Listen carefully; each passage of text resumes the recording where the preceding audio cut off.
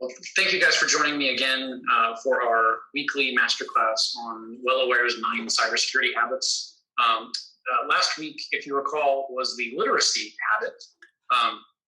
So we talked about recipes and ways for building cybersecurity literacy into your life. And the second habit, since you've learned to to read, essentially, the skepticism habit is about not believing everything you read. And so, I like to kind of kick off the topic of skepticism at kind of a higher level with this idea of speaking truth to power.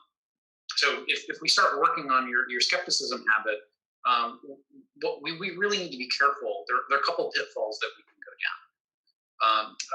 One pitfall is that you run the risk of becoming cynical. And we'll talk about why cynicism is actually a real challenge around maintaining skepticism, right? You can't be the boy who's crying wolf all the time. At the same time, if you are being skeptical, if you have to be able to express that to your leadership sometimes.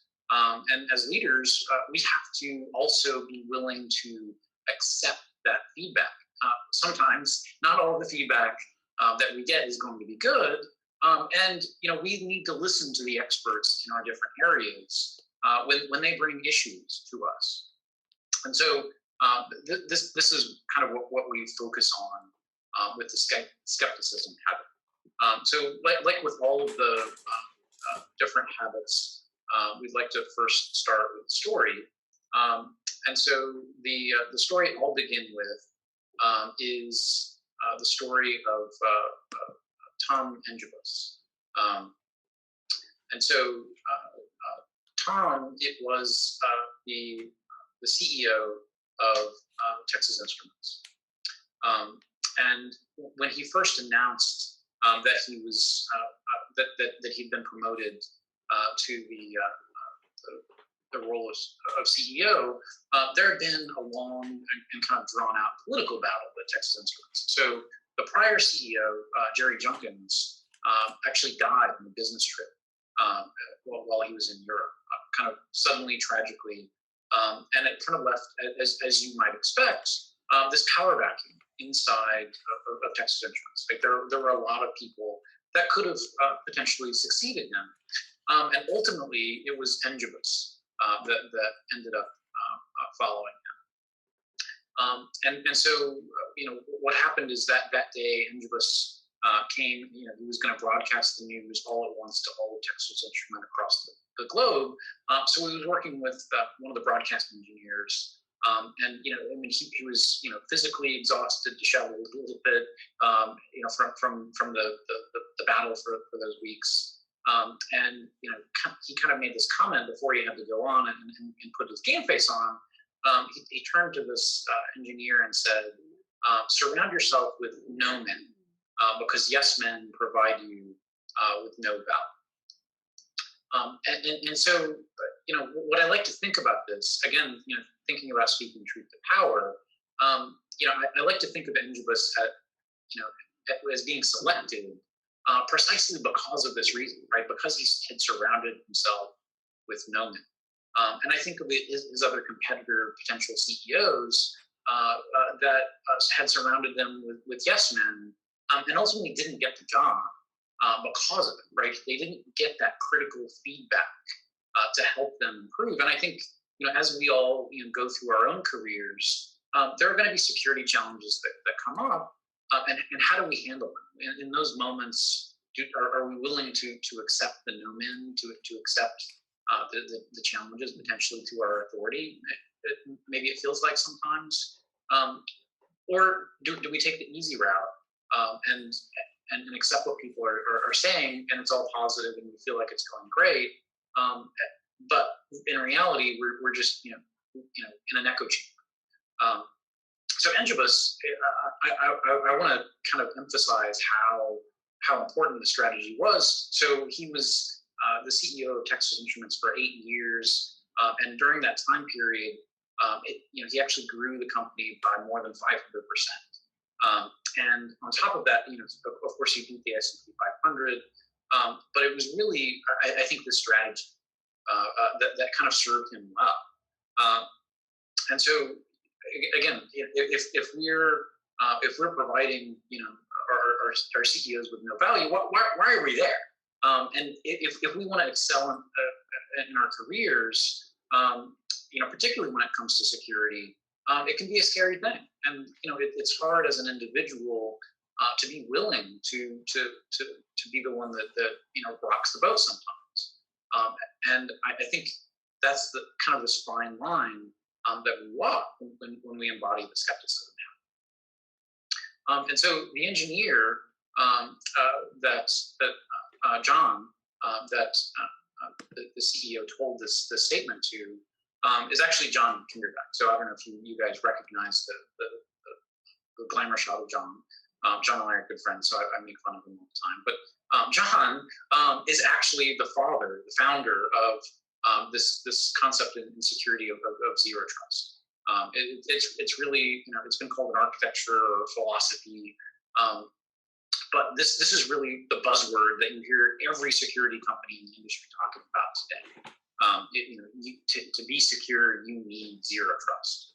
I can't tell you what a huge deal it is right now, but 10 years ago when John invented it, when he coined the phrase, John worked at one of the leading analyst firms in IT, and the other competing analyst firm actually made fun of him.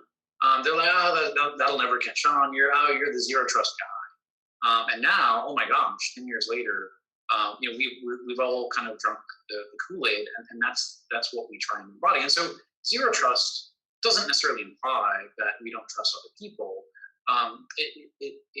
John came up with this concept of what we do with computers. We anthropomorphize them, right? So, back when I was in high school, even, every computer got a cute name. When we use our computers, you think of, George's packets or George's emails that go over the network, when really that's not the case. They're ones and zeros, and we shouldn't trust those networks because we don't know if it was really George's packets or someone else's packets. They're just packets. The other part of zero trust that John likes to emphasize is really visibility. So in terms of logging, you've got to log everything that happens. And that's one of the unique things about computers that's different from the world of security in the physical world, right? If I come in and out of a door using a key, there's no log that I've been in that room. Whereas if I have a card reader, if I have to swipe to get in, there's a record of that. And you should keep those records because that data has value, both in terms of reviewing security afterwards, potentially proactively finding issues.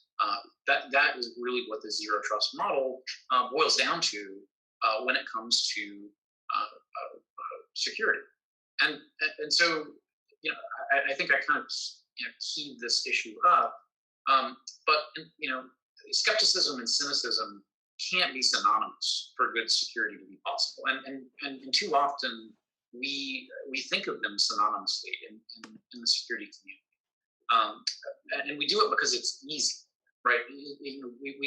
We have to train people in order to be secure, and I think we run the risk of training them to be cynical as a substitute for having good security, right? We say, well, if you don't write your password, if you use social media, you're going to get hacked. Well, I've actually found that the opposite is true. When I've worked with my users, I've kind of polled them on whether they were victims of identity theft or not, and then how often they use social media. And as it turns out, the more someone uses social media, the less likely it will be that they've been a victim. And I think that comes from education and experience, and kind of being aware of the issues. So if we're relying purely on skepticism, on avoidance, then we're not actually becoming more secure. And again, cynicism, I think leads us down a road to fear. As I mentioned in the literacy chapter, if we have to get rid of fear in order to be secure, right? In order to help people learn how to be more secure. And so Cynicism, I think, gets in the way of that. And again, you can't lead your organization by using fear. Again, fear may be one of the tools that you use in your organization to get people to avoid doing bad things, but to get them to proactively do things, you really have to use hope or optimism to encourage, to incentivize those things to happen, to make people feel safe so that they can learn. And so this effect is particularly poignant when it comes to skepticism. So there was an elementary school principal in the 1960s named Lenore Jacobson. And she read this Harvard research paper on psychology, and she immediately contacted the psychologist, Dr. Rosenthal, to see if they could perform an experiment in her school based on his research. So the effect today is called the Rosenthal Jacobson effect, or otherwise known as the Pygmalion effect. But the idea is from Greek mythology. Pygmalion was essentially, to kind of make a short version, he created the thing that he believed he wanted to have. And so in the elementary school, what they did with teachers is they tricked the students. Took a test at the beginning of the year, and then the principal said that the worst performers on the test were actually the best performers on the test, and the best performers on the test were actually worse. And they told the teachers this, and then they measured again at the end of the school year the students' learning outcomes. And the worst performing students on the test that the teachers actually believed were the high performers actually had better learning outcomes overall, just because of their own belief that the students had some innate potential that could be realized. And by the way, I hope you're using your skepticism habit already, because this is not a picture of Lenore Jacobson. This is just a picture of a model that I found somewhere online. Of course, again, it was the 1960s, so probably that would have been a black and white photo if she was that young. So again, start to think about your skepticism and build that habit in. But think of that implication for cybersecurity, right? What do we call our users? We say, we've got a secret motto in the cybersecurity industry. It's people are the weakest link. And from the IT field, you might be familiar with PEBCAP, where the problem exists between the keyboard and the chair, right? The problem is the human being. Think of ID10T errors, which when you look at it looks like idiot, right? So again, the problems are the users, and the solution is always technology. So the problem, if you believe that, you start to believe that people are the problem, and maybe you start to reinforce that. Again, if you're cynical about people, you're going to have cynical outcomes, and we're never going to actually be able to improve. Whereas I think if you believe that humans are capable of change, that they're capable of being secure, then you set yourself up to have success. And so, I think we've got to approach it that way. But even about our own lives, about our own families, our own communities, right? We have to believe that the people around us are capable of doing the right thing. And we can then act accordingly. And just those actions make a difference in our community long term. And so, okay, so cool. I know I can't be cynical, but you've got this zero trust thing. But what does that mean? And so, let's think about for a second what the definition of trust is. And so, for a long time, I thought about trust as the spectrum. On the one hand, you've got trust. On the other hand, you've got untrust. And at some point in the middle, maybe I stopped trusting you. But is it binary? Is it a spectrum? Can someone earn my trust back? And how would you go about doing that? So I think this model of trust is not fully accurate. And in the book by Stephen Covey, Speed of Trust, he talks about trust as a matrix.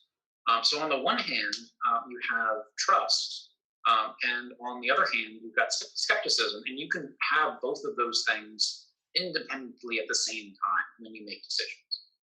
And so, you can have multiple scenarios that happen when you have this situation. So you can have low trust at the same time as having low skepticism.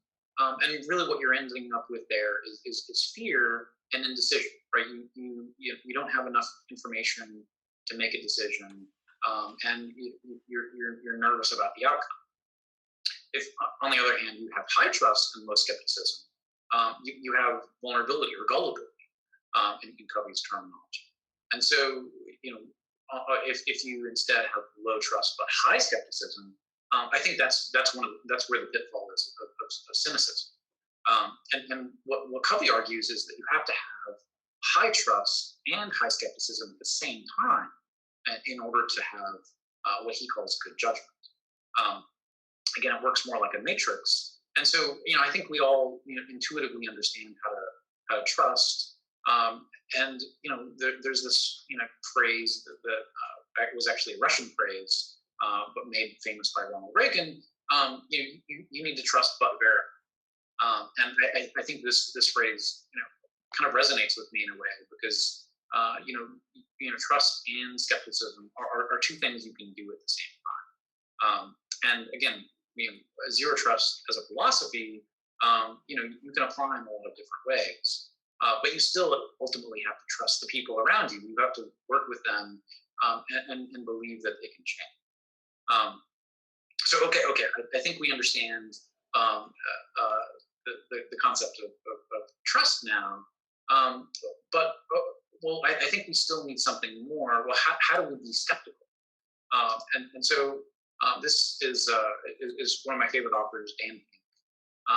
And so I read one of his books. It was it's called When, the Secrets of Perfect Timing.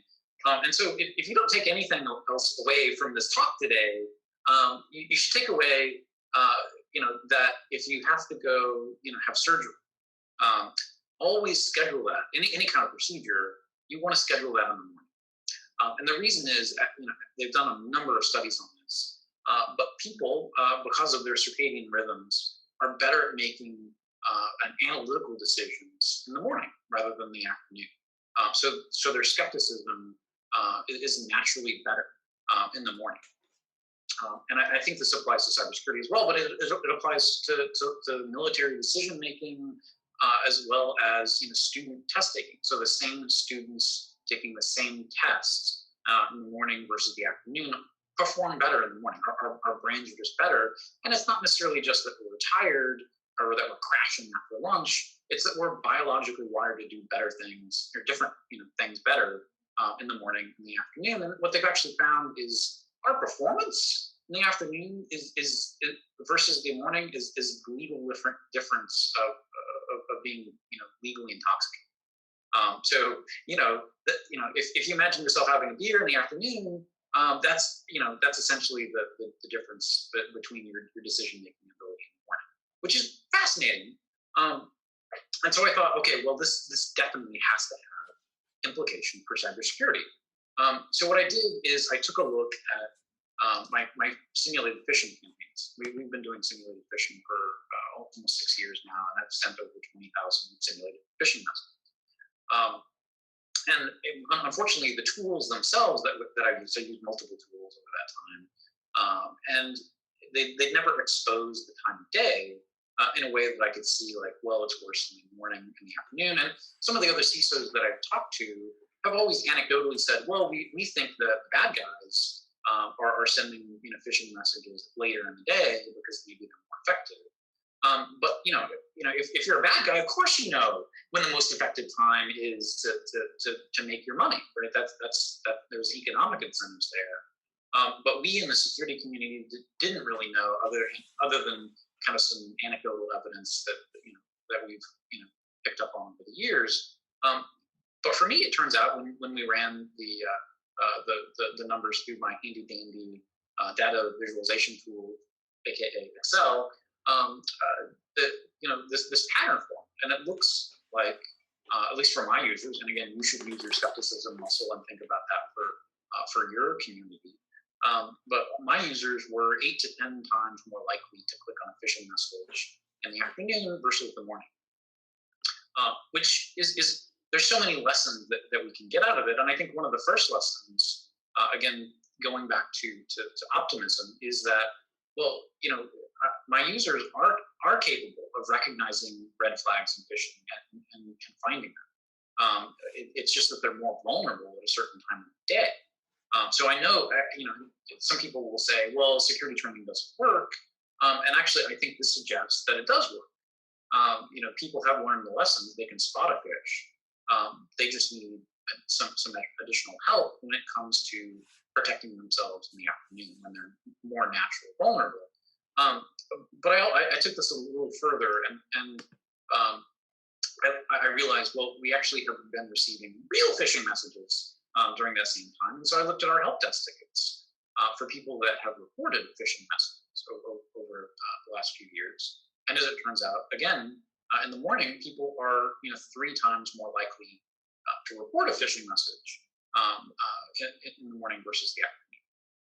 Which again, this reinforces this message. So I think this allows us to think about well, what could be a potential way of protecting my users when they're most vulnerable. And so the technique I've come up with is called slow down the frown. So it is what it sounds like. When you start reading email, whenever you do that, try and bundle it as much as you can to read a number of messages, but just read them one at a time. Don't try and respond to them until you're done. And I want you to frown while you're reading those email messages. And so you might have heard the saying that if you smile for 30 seconds, so I want us all to smile now that you're not on camera probably, but smile for the next 30 seconds as I'm talking, and kind of start to feel your mood will actually start to lift. You're convincing your brain that you're in a safe environment, and you are, hopefully. But your brain starts to relax. It starts to release endorphins, and you trick yourself into becoming happy. So this research came out in the 1970s. But the same research also said that if you frown for 30 seconds, you can start to increase your own vigilance or skepticism. And so, the research actually predicted between 20 and 30% of boost, right? Which would be a monumental improvement for security outcomes. When, if we can just reduce that by 20 or 30%, that would be phenomenal. So I took it a step further, and I decided to play this game at SMU just last month. We called it the Biggest Fisher, and like a Biggest Loser competition. The person that clicks on the fewest phishing messages would win a free vacation. And so I randomly selected half the group to be in my control group, and the other half were in my experiment group. And not all of them could actually come and meet at the times we met. So it was kind of even more random than that. But I trained the second group to frown while they were reading email. So I sent them a phishing message every day for the month of October. And at the end of the month, it turns out that my frowning group were 43% less likely to have clicked on a phishing message throughout the course of the month. Right? These were phishing messages that were much more difficult. Right? We knew they were going to be expecting to receive phishing messages every day. We made them more challenging, and they also had to report the phishing messages when they found them.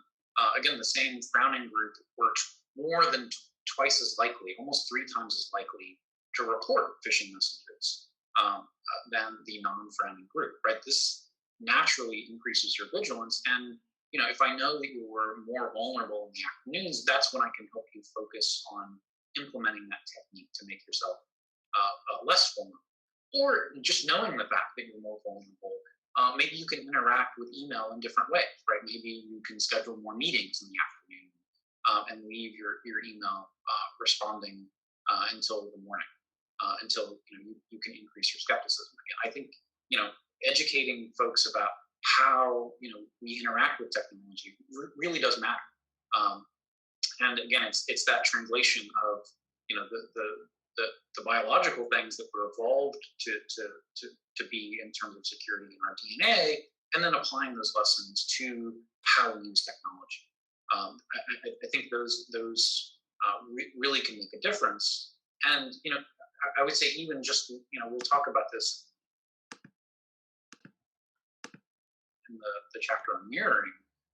But we have these things called mirror neurons, so that when if you've seen a football player get injured and you kind of felt that stab of pain yourself, that's your mirror neurons firing. And the short version is we're so biologically hardwired for empathy that just looking at this picture of the girl crying and frowning has already increased your own vigilance. And probably you're thinking in your head, I'm not going to believe everything that George says. So I encourage you to be skeptical and to bring up issues. Just don't be cynical about it. And so, if you don't immediately recognize this photograph, this the hairs always stand on the back of my neck when I see this. But this is a picture of the Space Shuttle Challenger after it exploded. And there's this very powerful story that goes along with this, because NASA knew that they had been warned that this was going to happen. So there was an engineer, his name was Robert Ebling, that worked for a contractor for NASA. And he wrote the most famous memo and that probably will ever have been written in NASA history. But the letter started with the word help. And he went on to explain this issue about O-rings. And there was pressure. NASA had been trying to increase the number of launches, but the shuttles themselves hadn't been tested for launches in below 40 degrees. And so they started to have more and more problems as they got closer, but there had never been a failure with the O-rings until that point. And so the contractor wrote this email to NASA, and NASA went ahead with the launch. And they tried to pressure the contractor to get them to sign off on it. And they didn't invite Ebling into the room. Ebling's direct manager refused to agree and left the meeting. So there were two managers that had nothing to do with this department at the contractor that went ahead and said yes. And of course they said yes, because their giant government contract would have been in jeopardy had they not agreed. So NASA moved forward, and there's this really just horrible story of Ebling driving to see the launch. And he told his daughter that they were about to see 7 people die that day. And I tell you the story not to I understand that we bookended the conversation here with both the death of a CEO and now the death of some astronauts. But I say this because Ebling, for the rest of his life, blamed himself for not doing more to save those astronauts' lives. And I think having read the story and hearing what he did and reading some of the NASA documents behind the scenes, I think he did everything he could. I think he's a hero for just trying to elevate the conversation to get these things to stop. And I think the lesson for us in the cybersecurity industry in particular, but even if you're not technical and you're learning to be in security, the lesson is that you are not powerless, right? We've said sometimes that it's a matter of when you'll be breached, not if. And that message again, I think, is a little cynical. And it says that we can't, as cybersecurity people, do our jobs, right? And if it's true that if it's only a matter of time, I think if you're a cybersecurity person, what are you doing in your job, right? That nothing you can do will matter. I think that takes away your own sense of satisfaction in work, but I actually think it's not true. I think we can make a difference. Even if you're not in cybersecurity, I think the things you do really do matter. And I do believe you can have success. So what I tell people is, we can overcome, chemical addiction. We can overcome, alcohol or other types of addiction. Um, I mean, that's biologically hardwired. I think we can get better when it comes to cybersecurity. That seems like a doable thing to me. Um, so don't give in to cynicism. Don't let that be your guiding factor. We need both skepticism as well as trust at the same time to have great security. And again, I can't say this enough. I'm going to say this in every masterclass, but security is in your DNA. Security is in your DNA, right? We just need to harness it. And the way we harness it is through these habits. So again, I want to encourage you to think about the habits, think about your prompts. What habits will you want? Just pick one or two for this week to focus on. Email me, let me know.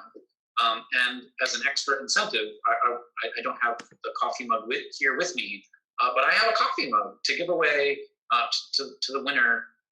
Whoever submits the most habits will win a nice coffee mug that says, I survived 2020 and all I got was this lousy coffee mug. So if you want to see a picture, in the meantime, I'll have it next week, but I put a picture up on LinkedIn of the coffee mug. So again, get me your recipes. Each recipe we'll consider to be an entry in the raffle, and whoever has the most entries will get the coffee mug.